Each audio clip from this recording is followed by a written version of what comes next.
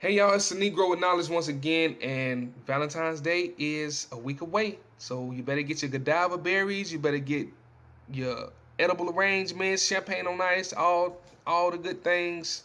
Cause you don't want to be that guy on Valentine's Day, right? Right. But no, for real, with it just being a week away, I thought this would be a good opportunity for us to talk about what the Bible says about marriage and love and things of that nature. So let's do it.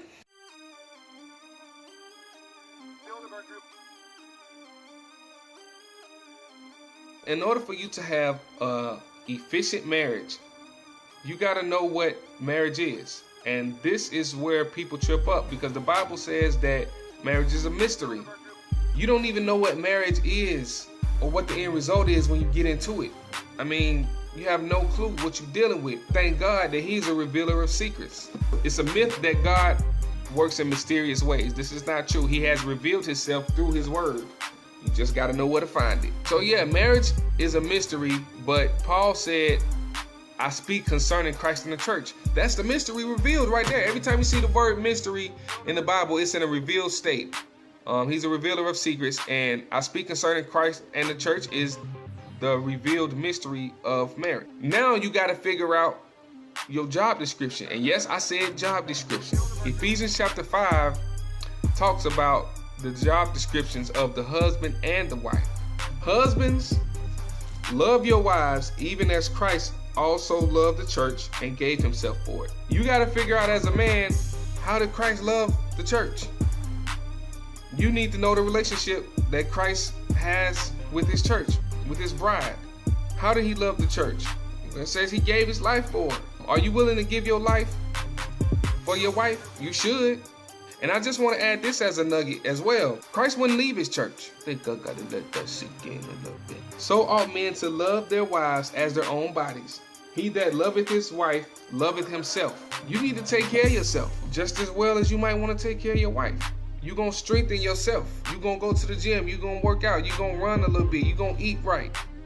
The same way you nourish your body is the way you should be nourishing your wife, because you love your wife, you love yourself. For no man ever yet hated his own flesh, but nourisheth and cherisheth it, even as the Lord the church. Nourish. You need to nourish your wife. How do you do that? Speak to her. You can talk to her nicely. You can buy her nice things. You can let her know you care about the way she feels. For we are members of His body, of His flesh, and of His bones. For this cause shall a man leave his father and mother, and shall be joined unto his wife, and they two shall be one flesh. So all you mama's boys, I mean, it's okay to love your mama. I love my mama, but guess what? Mama don't come before the wife. And guess what? The kids shouldn't come before the wife either. This is a great mystery, but I speak concerning Christ and the church. So, what does it say about a wife's job description? Submit yourselves unto your own husbands as unto the Lord. This is where some ladies have a big issue with regards to playing their role in keeping their marriage alive.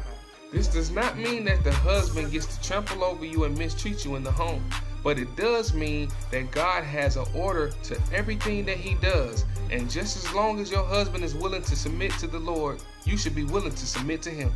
Therefore, as the church is subject unto Christ, so let the wives be to their own husbands, they own husbands in everything. Now, one thing here is to notice that we are both given commandments that we are not naturally wired to do. Men are more callous, and that could hurt the relationship in terms of pride issues and other things like that. That's why God commands us to love our wives. If it's a God-given commandment, we're going to try a little bit harder to make that happen.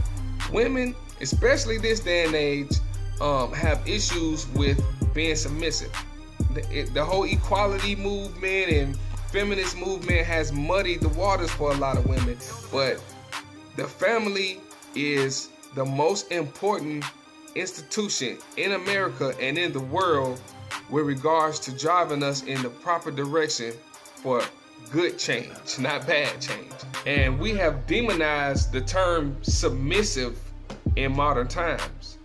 But I promise you, you get you a godly man, you're not going to have an issue submitting. Because if you know that you trust God and you know that He trusts God, then you know God got you. Ain't no problem with being submissive. And there you go. The job description and the outline to a healthy marriage and a better love life, man. Y'all can do this. Marriage works. I'm a Negro with knowledge. Have a very, very happy and blessed Valentine's Day. Busho!